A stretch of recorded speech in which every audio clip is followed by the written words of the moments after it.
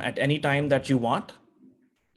You will be on mute throughout this webinar, but if you have questions, again, use the Q&A tool at the bottom of the screen. Please click the Q&A button, type your question anytime. We'll take all the questions at the end of the webinar. So with that, I would like to start off. Welcome. So today's webinar is about 5 ways to improve forklift safety. But first of all, why should we be looking at improving forklift safety? Well, the thing is, the average cost of a single forklift injury is $188,000. Not to mention that forklift injuries have the highest amount of time away from work. On average, it's about 16 days away from work, as estimated by the National Safety Council. So how do you create a zero accident workplace? We are SIERA.AI. We're in the business of forklift safety. We've prevented about 11,000 plus accidents in 2020. Our customers include well-known brands like Tyson Foods, DB Schenker, Geodis, L'Oreal, and we work with manufacturing, warehousing, distribution to do one thing: make your forklift operations safe and efficient. So let's move forward. What are the forklift operations challenges that you face in your day-to-day job? Facilities face a lot of damages due to forklifts. So there's 100K plus in damages each year in large facilities. That could be vehicles hitting vehicles, vehicles hitting racks, and product getting damaged. What worries our customers the most is product getting damaged, because that leads to strained relations with their own customers. What worries them is the damage to their racks. In case of a serious damage, you're one hit away from the rack toppling over. So that's a major safety concern. You may have to empty out your racks and go in and do repair work, which hits productivity. So you know the drill. Then, as we discussed, a single injury costs 38K in direct and 150K in indirect costs, totaling up to 188K. And the one thing that's really bothering operations and safety managers today is the labor churn. In certain industries, there's up to 50% labor churn. In e-commerce warehousing, the labor churn goes up to as high as 50% every 6 weeks. What does that mean for you? It means that you have new people coming in, you have to train them. And these new people, because they're fresh to the job, they don't have enough experience, they cause a lot of safety issues. But your resources are limited. So that is a challenge that today is more great than ever before. Now, the thing is, if you're in forklift safety, if you're in forklift operations, if you're running a warehouse or a factory, you've tried everything, but nothing seems to work. You've put blue lights and guardrails everywhere. You've put time into training and retraining and more training. You've done safety audits. You've put posters and signages everywhere. And some of you may have even put expensive telematic solutions. But why do accidents keep happening? It's because people keep making the same mistakes. And people being people, until we come to a point where we can put in place practices, strategies to help people not make the same mistakes, we will see the same results. So how do you fix this? So the old way of doing forklift safety has been reactive. Hey, let's do an audit if an accident happened. But what happens then? An audit can definitely assign blame, but can an audit guarantee that an accident doesn't happen? No. Another way of doing reactive safety is to record impacts, whether it's manually or digitally. But the problem there is that you're recording an impact after the fact. An impact has already happened. What's to stop that impact from happening the next time? Now, another thing that is very commonplace today is offline paper inspections. It's hard to track inspections when they're on paper because paper gets logged in some binder. It may be stored in some storage room. And as you go around your daily shift, and if it's a 3-shift operation, you're collecting 3 times, let's say 50 vehicles, 150 inspections daily. It's hard to inspect each one of them if there's an inspection failure. So details get missed. Then that paper, once it's stored, it's hard to go and find that piece of paper. And if there's a maintenance issue, then the maintenance person is running around trying to figure out, hey, where's that inspection sheet so I can figure out what was the problem? And finally, there's limited insights. If things are done offline, if there's offline paper processes, if reactive safety is the way that things are happening today, then there's a really limited understanding of where the risk is, who's a risky operator, or which part of the facility has the highest risk. We all have anecdotal evidence, but we don't really have hard data to pinpoint the issue. So the new way of doing safety is proactive safety, using AI, software, automation, sensors to prevent accidents before they happen. We're in 2021. We can go digital on inspections. What does that mean? You can eliminate paper with digital logging, so that saves management time. And you can track inspections on the web to really pinpoint issues as they happen and stop things from falling through the cracks. And finally, use data to become data-driven. Understand the risk in your operations from an individual level and then train and coach on that bad behavior to improve it. So first, let's go down into the safety score assessment. In an individual email that was sent out a little earlier today, I had shared a Word document with the forklift safety score calculator. If you have it, that's great. If you don't have it, not a problem. As long as you have a pen and a piece of paper, we can go through this assessment and I'll walk you through it. So let's go into the 5-step safety score assessment. There's 5 questions in this assessment. I'm going to read out these questions to you, and don't worry, I will go through each question then individually, and we'll get your score at the end of this exercise. So the first question is, how do you ensure regular forklift safety inspections? The second question is, what strategies do you have in place today to prevent accidents? Then the third question is, how do you track near misses and impacts? The fourth question then is, how do you ensure that your safety training is effective? And finally, question number 5 asks, how do you track safety trends and reward good behavior? So let's dig in. Let's start the assessment. Please get your pen and paper ready. Question number 1, inspections. You see 3 statements to the left of your screen. In these 3 statements, there is a score number, 0, 1, or 2, and there is an answer. So depending on what your answer is, circle the number or write it down on your piece of paper. So if you circled, we do not have mandatory inspections, then put 0 as your number. If you do have mandatory paper inspections, put 1 as your number. And if you're already doing digital inspections, put 2 as your number. Second question, accident prevention. Put 0 as your number if you do not have a strategy to prevent accidents. Put 1 as your number if you have manual processes to prevent accidents. For example, you rely on training, you rely on stop signs, you rely on some kind of 5S guidelines. Put 1. And put 2 if you use engineered controls like sensors, detection systems, monitoring systems to prevent accidents. Now let's come to near misses and impacts. Put 0 as your number for this question if you rely on people, if you rely on the honor system for people to report incidents, report near misses, report impacts. Put 1 as your score, as your number, if you're able to track impacts automatically through some kind of shock monitoring system or impact monitoring system installed in your vehicles. Finally, put 2 if you can track near misses and impacts automatically through some kind of technology or software tool. Let's make sure you put that number down. Question number 4, training effectiveness. This is critical. So how do you measure that your training is effective? So put yourself a 0 if you do not measure training effectiveness. Give yourself a 1 if you rely on standardized training and reviews. If you're following some kind of process where you have weekly, monthly, quarterly, or yearly check-ins where you do a training and then you do an assessment or an audit or a pop quiz.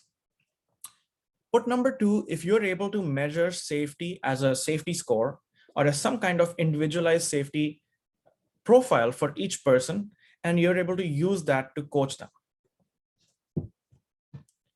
Finally, let's talk about trends and incentives. Put 0 as your number if you do not track safety trends or reward good behavior. Put one if you have an incentive system in place, if you're relying on people like your managers, your shift duty managers to track behavior and reward the best performers. And finally, put a two if you have an automated system that tracks and rewards efficiency and safety. Let's make sure that you got the 5 questions and your 5 numbers. Now go ahead and total that number.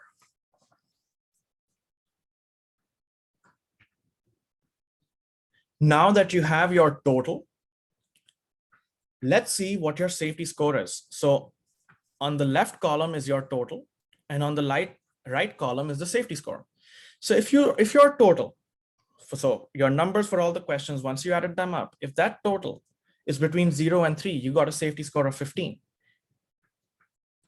If your total is between 3 and 6, you got a safety score of 45. If your total is between 6 and 9, you scored a 75. And if you total 10, you get 100. So now we are going to run a poll. This poll will show on your screen. All you have to do is choose the option that corresponds to your safety score. So if you scored a 15, check 15. If you scored a 45, check 45. If you scored a 75, and so on. We'll let this run for another 5 seconds. We see that more than half the people have voted. So for everybody else's benefit, maybe you're still calculating your score. I'll let it run for another 10 seconds. Again, if your total is 0 to 3, your safety score is 15. If your score is 3 to 6, you scored a 45. If your score is 6 to 9, you scored 75. If your score is 10, you scored 100.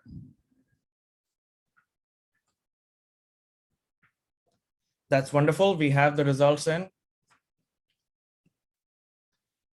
The poll shows that most people, the audience is split between 45 and 75. So half the audience scored a 45, half the audience scored a 75. What does that mean for you? So if you scored a 45, you have a high risk.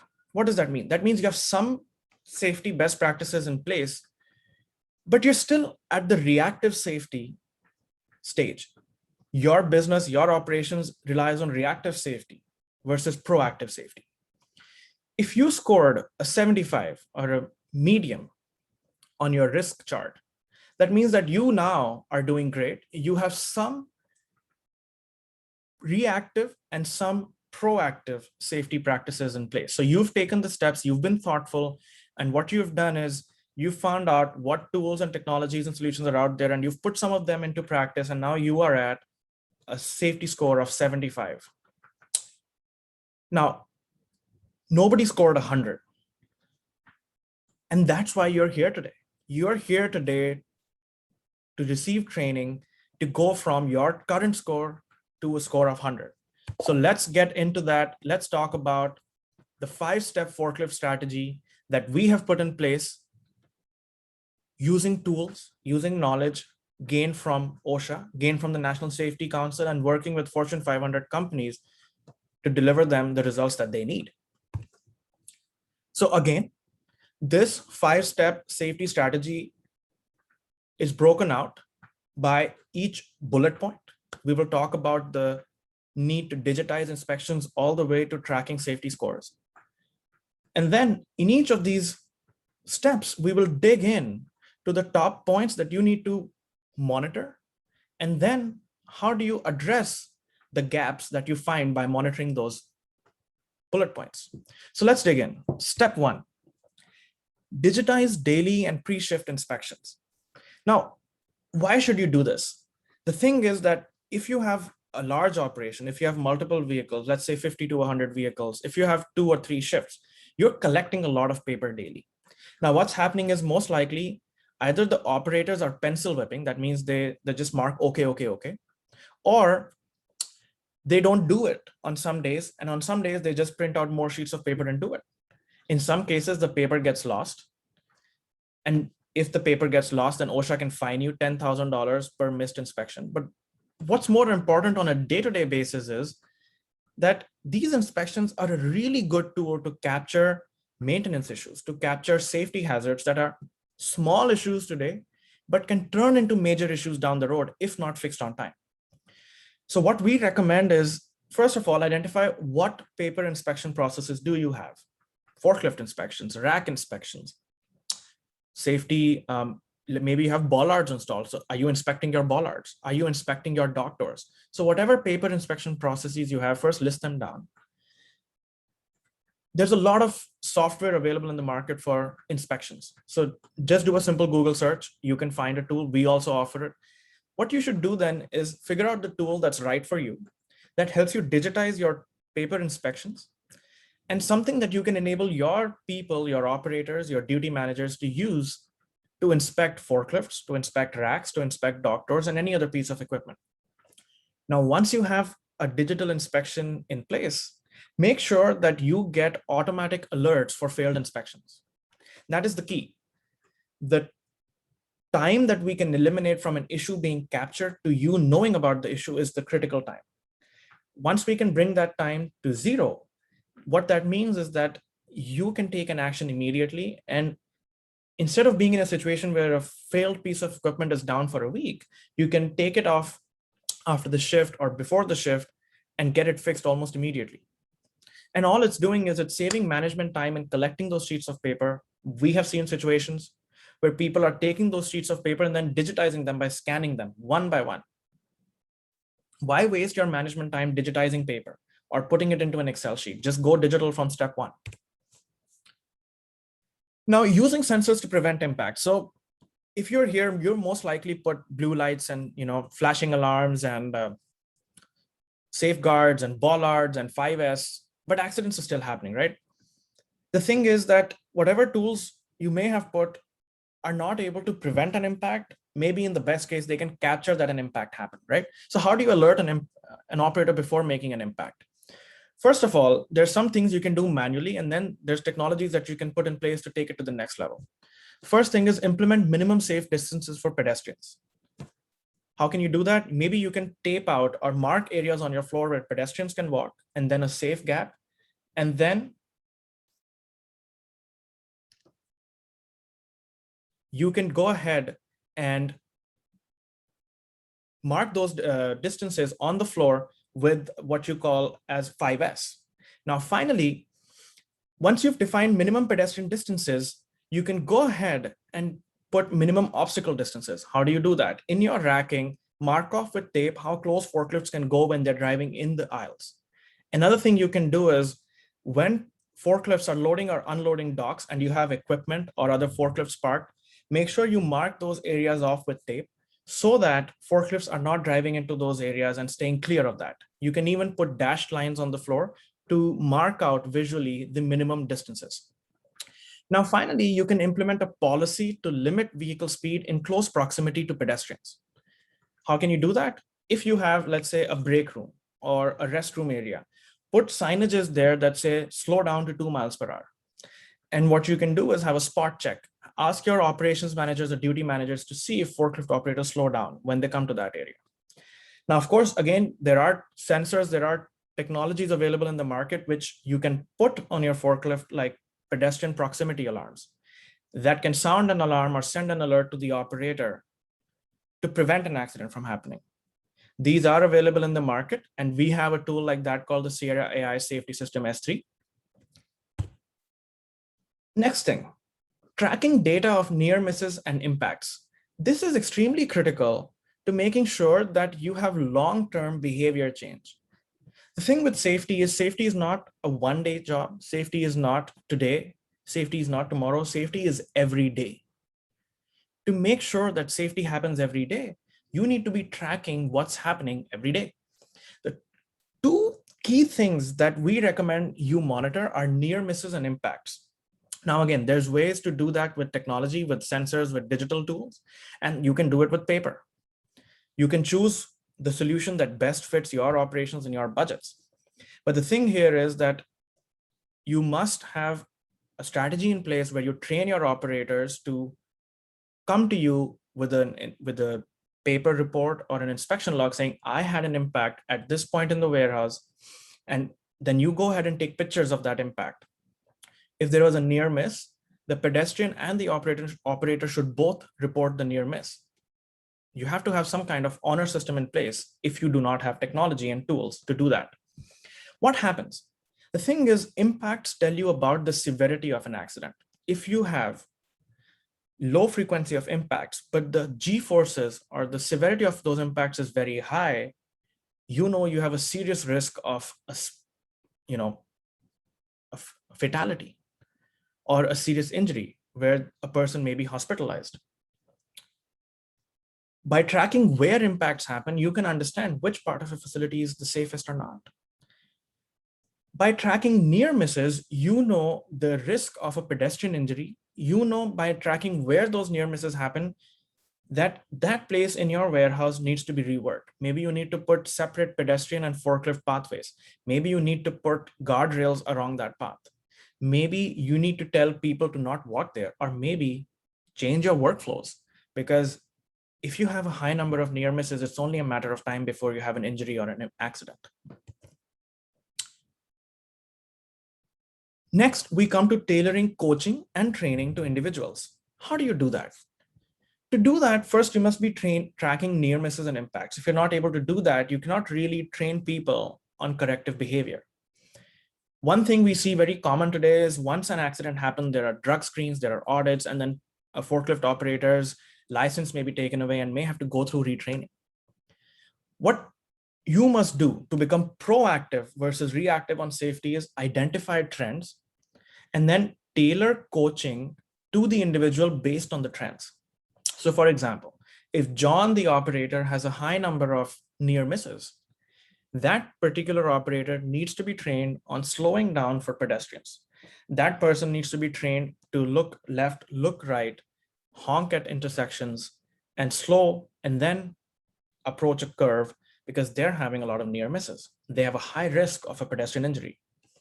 If you have an operator that has a high number of impacts, what's most likely happening is that that person drives rash. They drive in very close proximity to objects. And when they're loading and unloading racks or unloading trailers, they back up and don't look at their left or their right. And very common issue with sit down and stand up forklifts, they're not checking their six. And what happens? They back up into something and cause damage.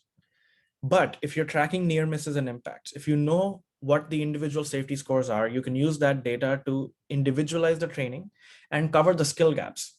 Again, this is extremely helpful when you have limited EHS or safety resources and you've got a lot of people to work with.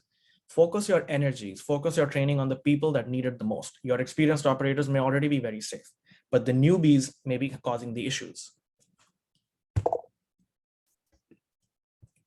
Finally, let's talk about tracking safety trends and rewarding good behavior. Today, what we see as a very common practice is meeting production goals and meeting rates is incentivized. But everybody, whoever we talk to, whether it's a VP of operations, whether it's a plant manager, says, my number one priority is my people. My number one priority is safety. Does that make sense to you? That the only incentive people have is productivity, but your number one objective is safety? You have to make sure that your objectives and your incentives are aligned, or you will never achieve your objective because you only achieve your incentive. So incentivize safety and productivity. How do you do that? Build a leaderboard. Most facilities have a board in the entrance lobby which says days without accidents. That's great. Go one step further. Put a leaderboard there, just put a whiteboard, put a table there, and list the name of the top 3 operators that had the least number of near misses and impacts, or the highest safety score. And the person with the highest safety score that week or that month gets a $25 gift card. What that does is it creates a positive incentive to be safe, right? Because people respect what you inspect. People don't respect what you expect. People respect what you inspect. So if you inspect their safety scores and you put it out in front of everybody to see, that creates an internal, a human response to improve that safety score, to be safe. And the thing is, these are proactive strategies that you can put in place today. It may seem like a lot of work, but it's really not. And what it does for you is it actually, in the long term, reduces stress, reduces work, reduces accidents. So by creating a positive reinforcement culture, you're creating long-term behavior change that brings safety into your workplace.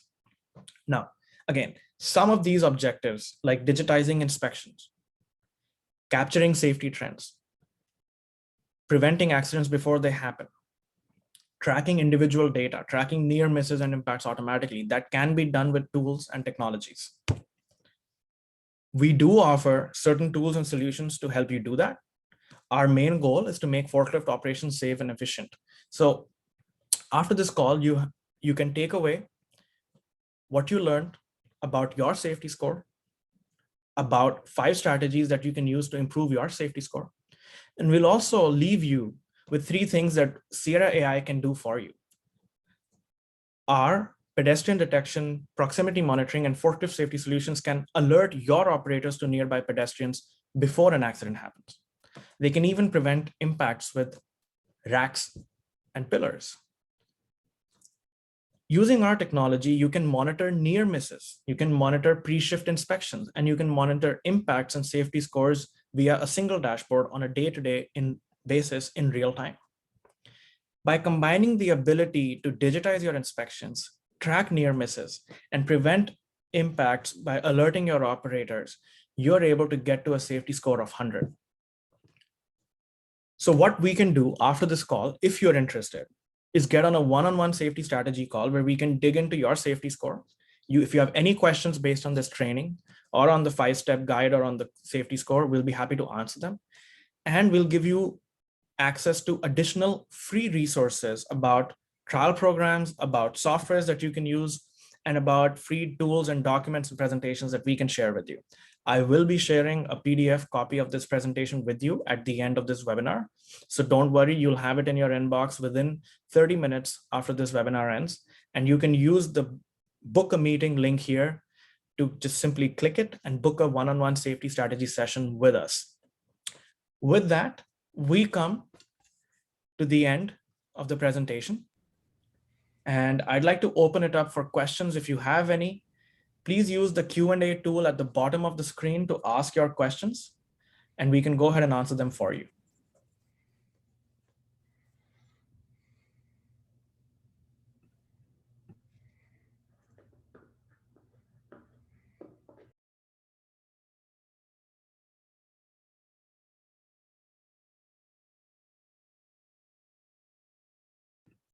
So we have our first question in. The first question is, how was this safety score calculator designed? This safety score calculator is based on the top OSHA safety trends. It's based on inputs from the National Safety Council, and it's based on our own learnings working with clients on forklift safety. In terms of what data we have, we are more than happy. If you're interested, you can contact us, and we are happy to share that underlying data, those insights with you, so you can use them in your own internal presentations and in own internal strategies as you build them up. The next question that has come in is, are there trials available of the SIERA.AI technology? Yes, we do offer trials. The trial actually runs on your site, on your vehicles, and those are available to you. All you need to do is get on a strategy call with us, and we are able to talk to you about what timelines it takes, what devices you can get, how many devices you can get, and things like that. Another question that we have received is, how do you identify unsafe drivers when you have a variety of lift types if you're already utilizing an impact sensing software? That's actually a great question. If you have an impact sensing software, what we recommend you do is use the impact data to define different impact thresholds for different vehicle types. This is something you can do today with the SIERA.AI S2 and S3 devices. But if you already have something in place, start by differentiating the impact thresholds for auto pickers, for reach trucks, for dock trucks, for sit-down forklifts, for stand-ups. Why? Because a forklift that is going in and out of a trailer to load and unload trucks is probably recording a high number of impacts because it's getting a bump every time it goes over the dock plate. So what you should do is set a higher threshold. But a stand-up forklift operating within your racks, loading and unloading pallets and working around people should not be having the same issues. So use a lower safety impact threshold for that. If you want to know the exact numbers for those impact thresholds, please email us and we'll be happy to work with you on refining and defining those numbers. Now, once you have differentiated impact thresholds for different asset types, and again, if you're already using the SIERA.AI safety system or you plan to use it, you can do that from the web dashboard. Once you have given those individual impact thresholds, measure the number of impacts that each operator has, but don't do it over a week. Do it over a 2 to 4 week period, because that numbers then averages out. And once you have those averages, then track the behavior of each person. Next question. The next question that comes to us is, can you only do part of the system and not all? We are not sure if we could get sites with unions to have all of these sensors. That's a great question. We get union questions all the time, especially when we work with some Fortune 500 companies. Yes, you can use the SIERA.AI technologies on the whole or part of your fleet. You can turn on and turn off certain features. Like if you don't want pictures of accidents or impacts because the union is objecting to it, you can turn that feature off. We specifically do not capture any video or picture unless you choose that option. So what you're doing is you're able to get to your safety goals, and the unions will actually end up supporting it, because at the end of the day, it's making their union workers safe. The next question is, can we get a copy of the forklift safety score calculator again? Yes, if you did not receive my email already, I will send you in the follow-up email a Word doc of the safety score calculator, and as well as a PDF of this presentation. I think those are all the questions we have today. If you have any more questions at the end of this presentation, please email us at sales@SIERA.AI, SALES@SIERA, that's SIERA.AI, or simply click the button here to book a meeting, or call us at 650-400-3184. With that, thank you so much for attending this training. We hope you enjoyed it and learned something and took away new strategies that you can put in your operations. And we look forward to speaking to you soon.